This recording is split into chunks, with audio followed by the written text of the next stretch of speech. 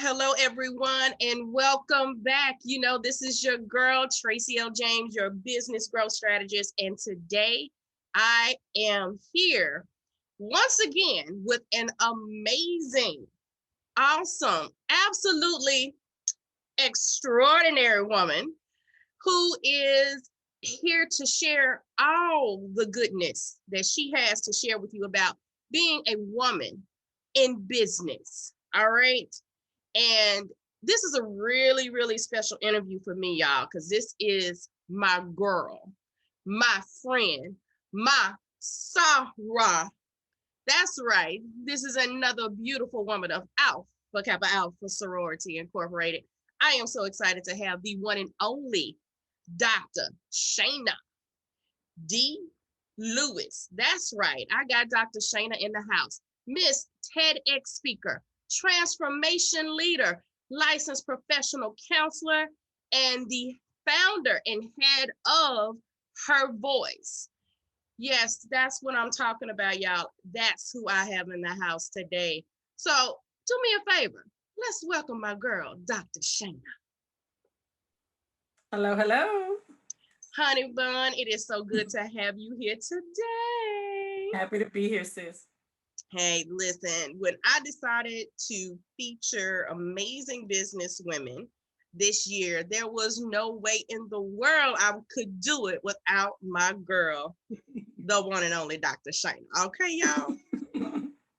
So if you were listening, I named several things about this amazing woman. Yes, she's busy. And trust me, I left some things off that list of the things she does, okay? I can't keep up.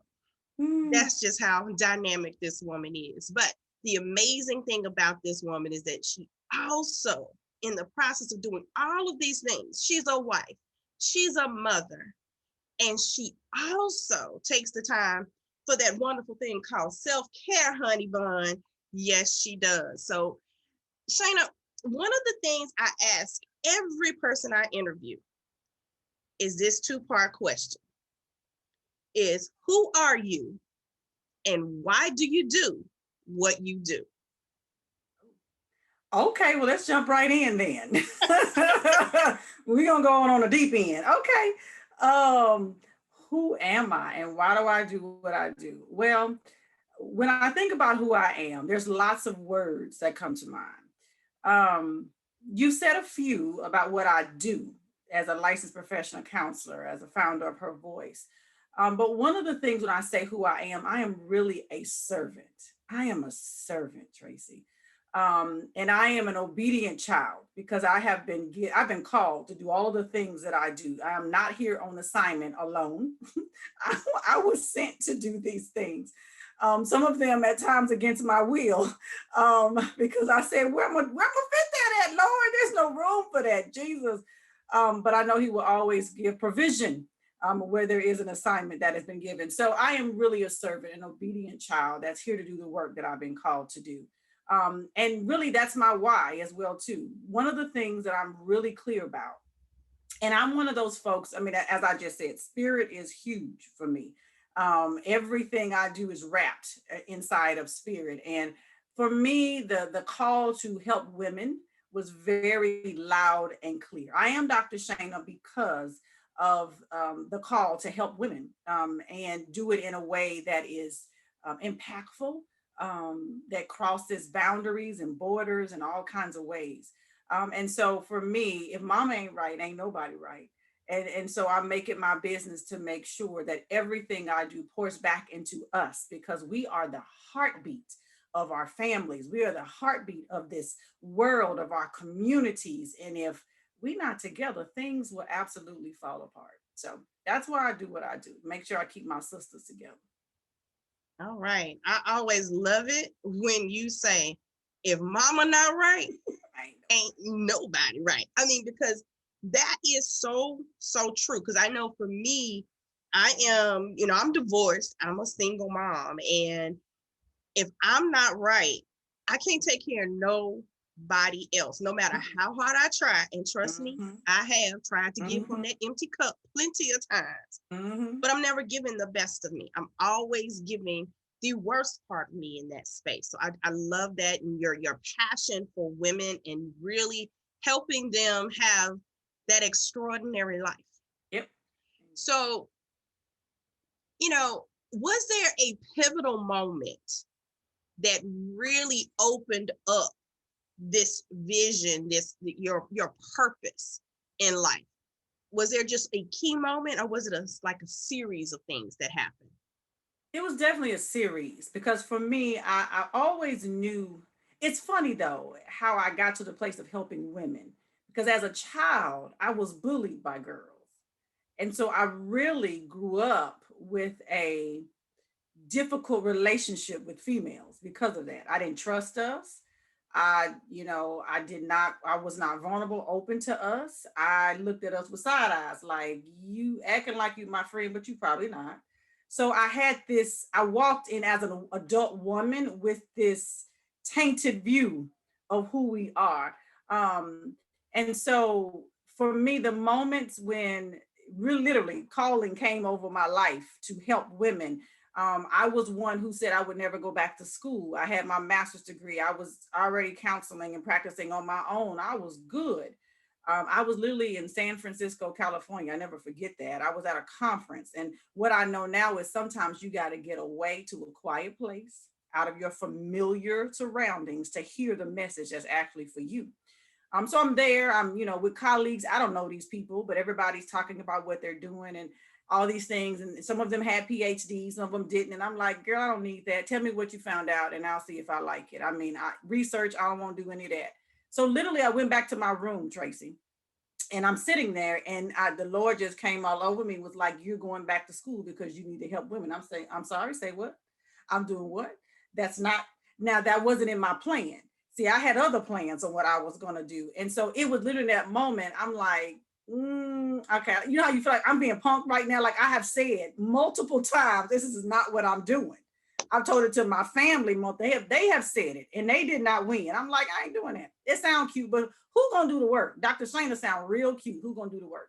So that was the moment that I knew that my calling was to help women. And I had to go back to school. So in going back to school though, what coupled with that, as a counselor, I had already specialized in working with women, but it was more of a generic way, right? It was not specific. And so I had several women who were my clients who were all suffering in violent relationships.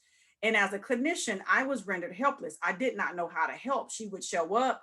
We create all these plans. I help her build her self-esteem. She'd say she was leaving and she'd come back and tell me 7 days later, everything was okay. So I'm like, wait, I missed several things. And so in going back to school, I specialized in domestic violence because of those women, because I didn't know how to help. But what I understood was I did need the academic training, but I also need to reach her in the community, which is how I created Her Voice, the nonprofit organization that's dedicated to empowering survivors of domestic violence to live healthy lives through mentorship and education. And so from there, just that whole passion has continued to grow for women with suffering domestic violence, for women who have just survived anything. Because I know if you're a woman, honey, you just survived something to get to where you are. So I am a champion for us. I mean, I'm hands down. If there's anything about us, call me because I'm here for it. I'm here for all of it. So those two things collectively would really solidify the work of helping women for me, for sure. Absolutely. And as you were sharing your story about, as you were growing up and how girls bullied you, Mm-hmm. I never considered what they were doing to be bullying, but I always felt like I couldn't trust females. And that's how I always said it. I didn't say girls. I didn't say women. I said I can't trust females. Females.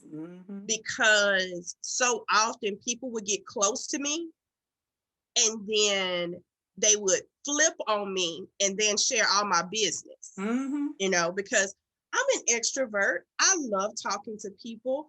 And most of the time, I'm not really ashamed about stuff. So I would share things. And then the next thing I know, stuff will come back to me with some additional things on top of it. You're right. And so then I flipped. By the time I left high school, I flipped, going through being a teen mom, going through my senior year pregnant and having people start petitions to have all your positions taken away from you, people talking around, talking behind your back, and all the lies and the stories. And I built a wall.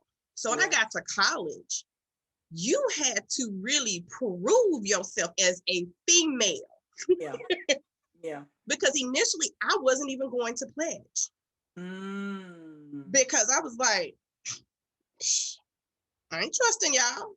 I'm with you. So it took some very special people who got close to me that made me realize that it wasn't about women themselves. It wasn't about a female. It was about me allowing a person to, in a sense, earn the trust and not to be so transparent up front that I allowed them to earn that ability to get into that secret place with me. Right. And that helped me heal. Right. So, you know, when I met you at a conference, there was just something about your energy. I think you were being coached on stage, if I remember correctly. You're right. And I was like, there's something about her. I'm like, I like her, you know? And then your passion for her voice and the things that you were doing, that further drew me to you. So I am so thankful for the fact that, you know, we connected. And when I found out you was my Sarah, it was over then. I'm like, that's it right there. I'm seeing all of that up in there. Right. So when you are in that process of doing all these amazing things, because you are giving on a consistent basis, all right? Because I see Dr. Shana out. She's speaking, she's coaching, she's facilitating at universities. She is all over. So, Dr. Shana, how do you keep your extraordinary life going? What do you do for Dr. Shana? Okay, so here we go. What had happened was, because it's definitely a journey, right? And one of the things that, you know, I'm really clear about now is that doing your own work is critical if we're going to be successful at anything. And so for a long time, I could be in a place of teaching these things to do, even if I was not doing all of them. But what I also understood, it wasn't until I started to do all the things that I was teaching that my teaching became that much more impactful because I was in a better place, right? I'm doing my own work. So I am at this point, when I tell you, I tell folks at my house, it's my time. No guilt and no apology. You don't have to understand. As long as y'all got something to eat and something to drink, don't call me. I make sure, Tracy, I protect my space, my energy, my emotional, mental space. So creating morning routines, night routines, creating affirmations daily, getting massages, exercising. One of the greatest things I did, now 2020 was some kind of year, and it did a number on a lot of people in negative ways, but it also was really revealing in others. And what it revealed to me, I actually slowed down enough to see what I was missing. And one of the things I did that was so impactful was I did a 2-week detox.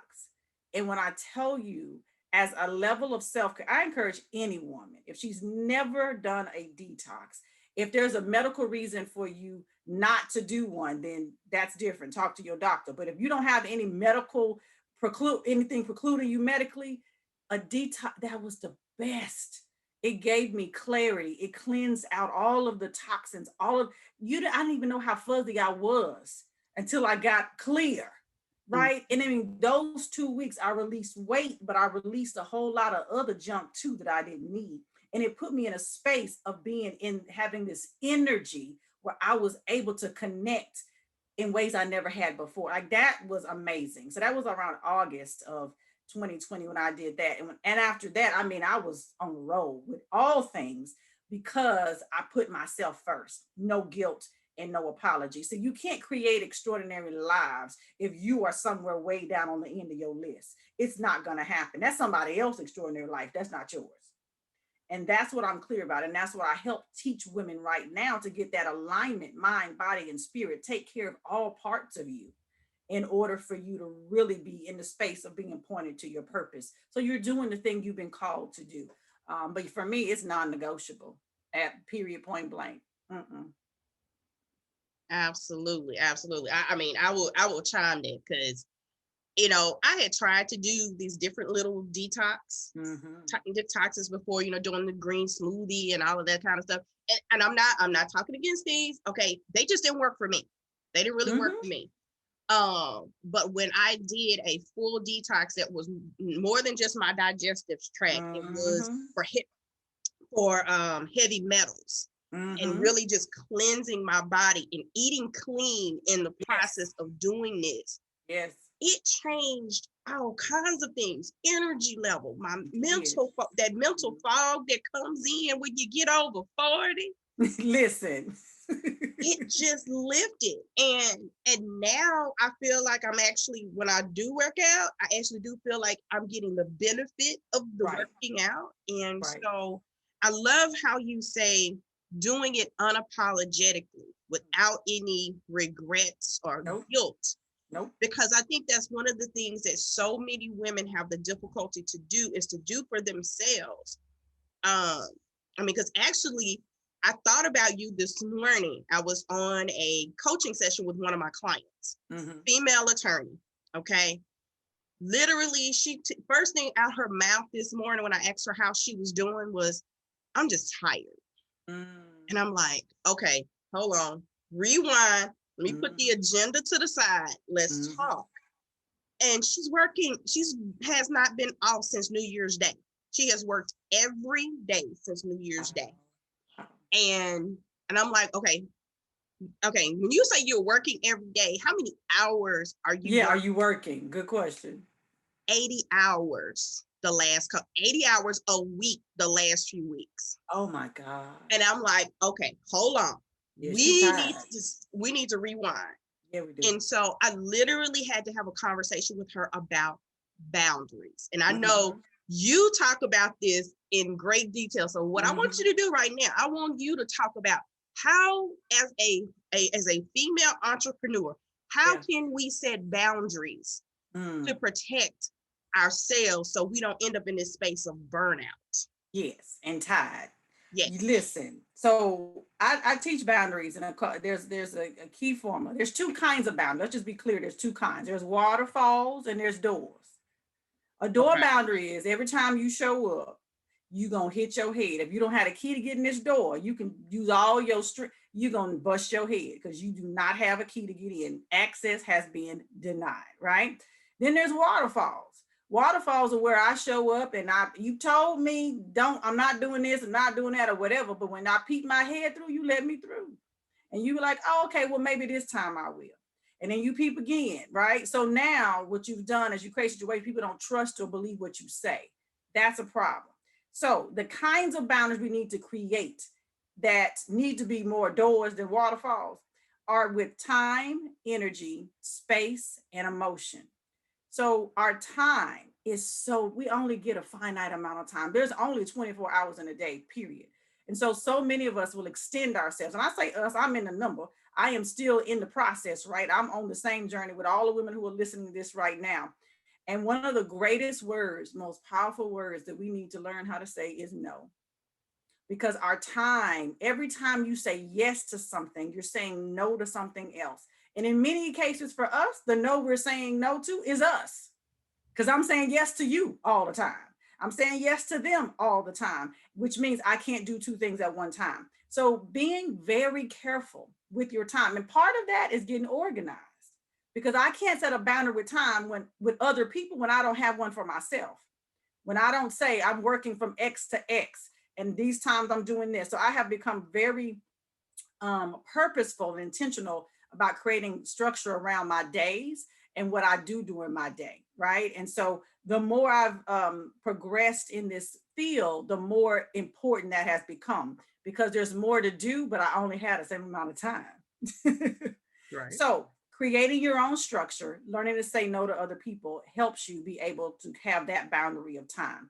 And now with energy, because everything we do, energy is exchange. We give it and we receive it. And we have to, ladies, sometimes spring clean in the winter, spring clean in the summer, spring clean in the fall.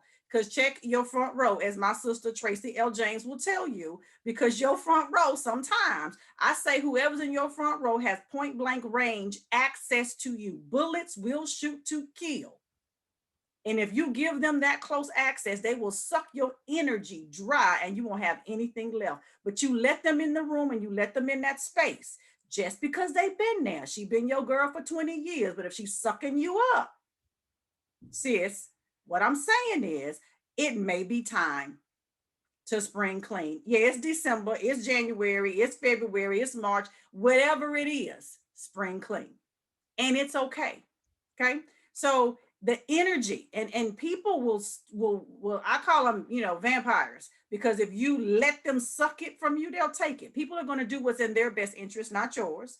So if you don't have this boundary, they're going to always do what works best for them. So protect your energy. Your emotions are connected to that. So have you ever been in a situation with somebody and every time you talk to them, you feel angry or upset or depressed or anxious?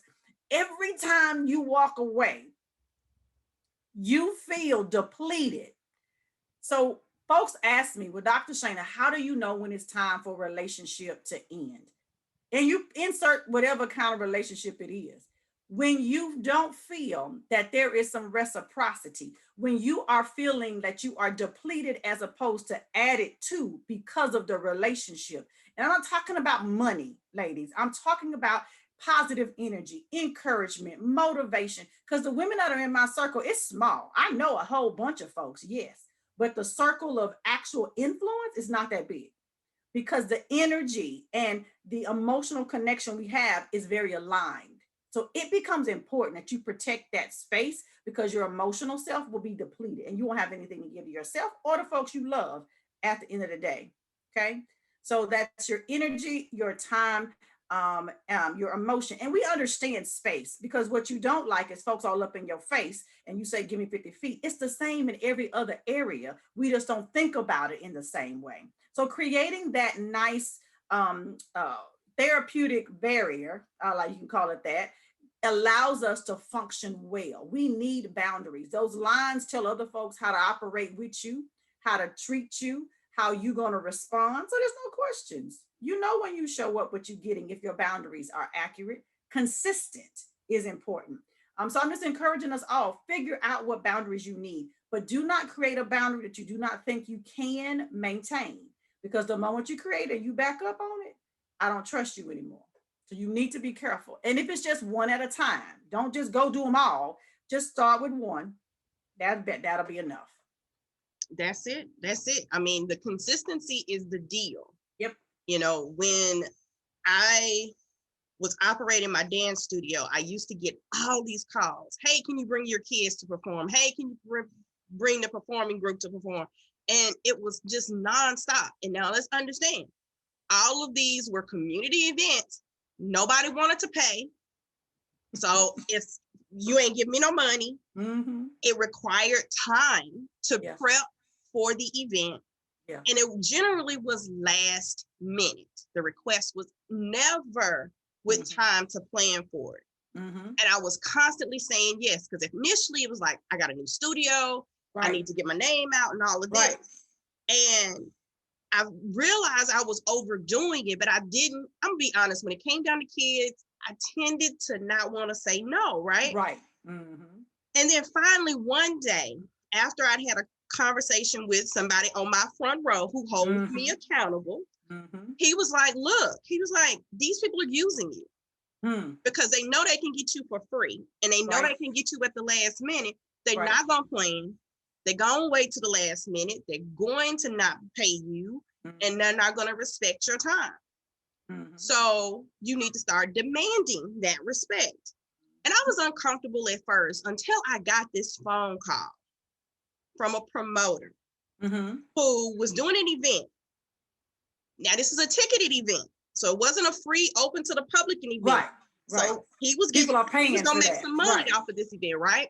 Right. So he's asking for the kids to come and perform. And I was like, I said, well, which group are you wanting? Because I had little bitty kids, and then I had like high school, college kids. And he was like, oh, I want the older group. I don't want the little kids. And I was like, oh, okay. So what's your budget?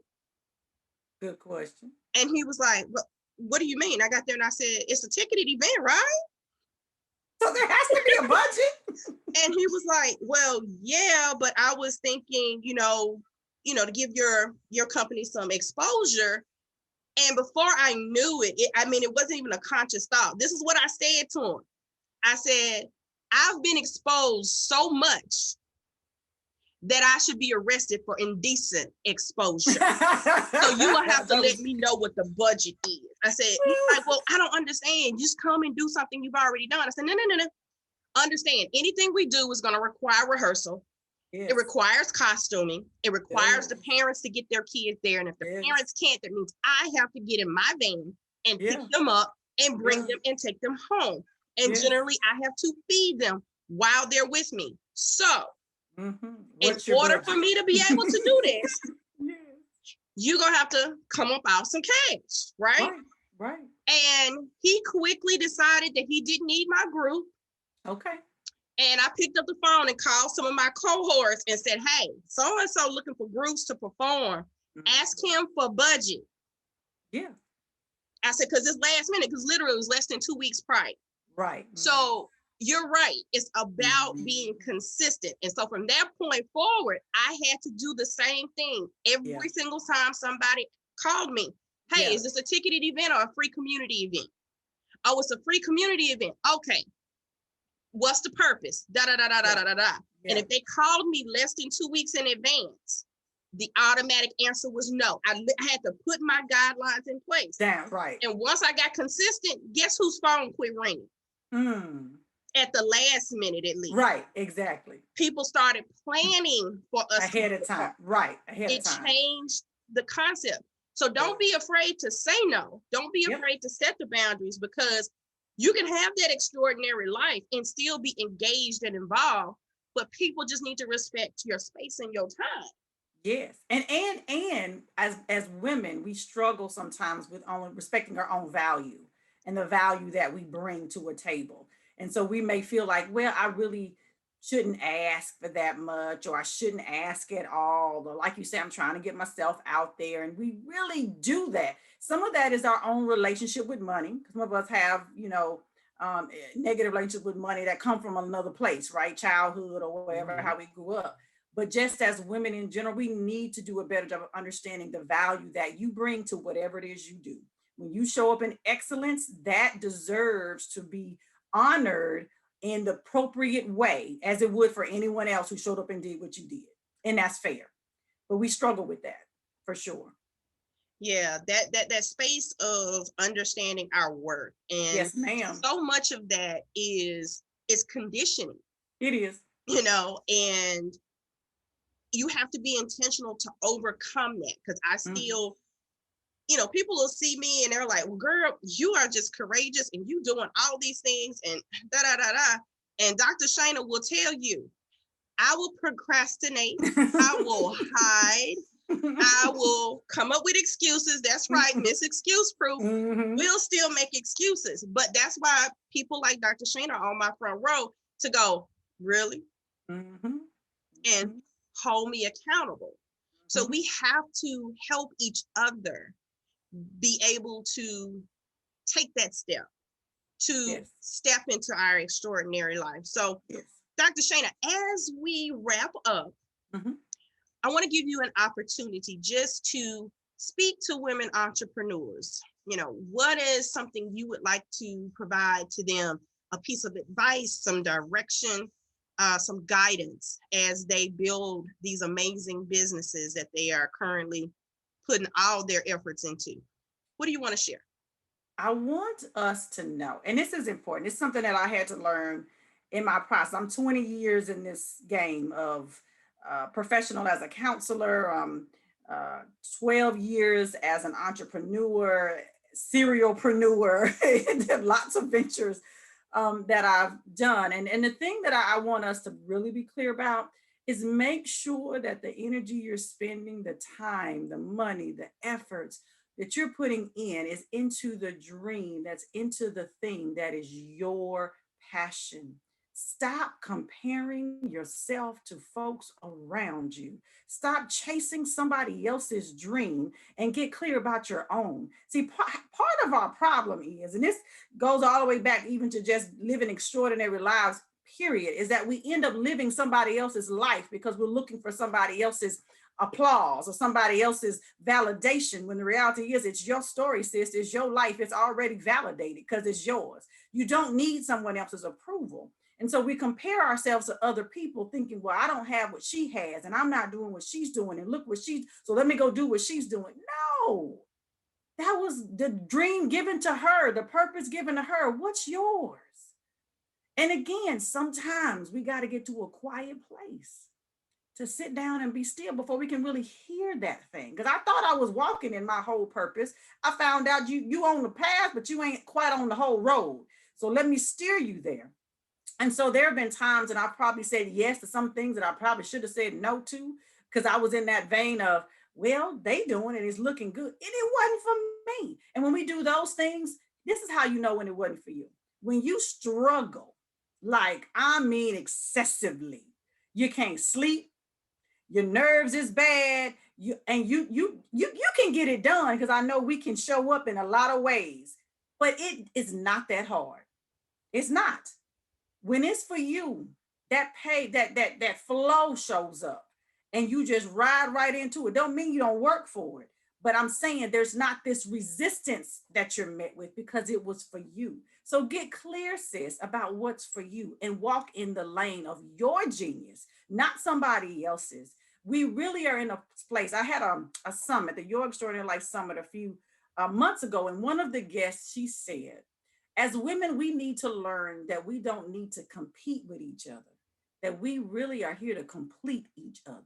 And when I said that was a word, I said, Lord, have mercy. We can complete each other in so many ways just by supporting, offering, encouragement. Like this platform right now is something that's a gift to some woman who needs to hear something that we're saying right now, completing something that has been broken inside of her, where she thought she wasn't valuable. She thought she couldn't. She thought I had to do what they were doing, none of which is true. So we really need to be in a place of encouraging each other to follow our own dreams, not trying to pursue what somebody else is doing. That's the worst thing that we can do. And you have everything you need inside of you to do that, sis, to be who you want to be, go where you want to go, and do everything you want to do. But it's got to be for you, not for somebody else. So live your life, get yourself together, and stop looking around. Let us support each other, but we're all walking in our own journey, but we're doing it together. That's the beauty for me, that we are literally better together than we are alone, but we're all walking in our own journeys together at the same time, but we're all going a different place. And that's okay. It's really okay. Well, let me just say that. That was a word right there. Okay. That was a word right there. And I think that's one of the things that, one of the reasons why I wanted to do that this year is to encourage those who are just struggling, because Yeah. I struggled for a while trying to really just figure out, well, where am I supposed to be? What am I supposed to be doing? Mm-hmm. And literally, I fell into this space of being a consultant. I was trying to, be a full-time speaker and be a full-time trainer. And I do still some of that in what I do. But in respect to what I love to do, what I enjoy doing, I love sitting down with an entrepreneur and looking at their business and helping them figure out what is it going to take to grow it. I love that. I get excited about that. And so this platform was created so that I can share the amazing women I know with you to help you grow your business. So if you need to get connected with Dr. Shana, below this video is all her info now. And I'm going to tell you right now, if you are trying to figure out how to build that extraordinary life, you need to be connecting with Dr. Shana, like right now. Click on it. Click it now. I'm telling you, you need to connect with Dr. Shana. And I appreciate you taking the time out of your busy schedule to join us here. And if you've got questions or comments, please put those below. reach out to us because we're here. We want to help and nurture you into that space where you need to be so you can walk it out.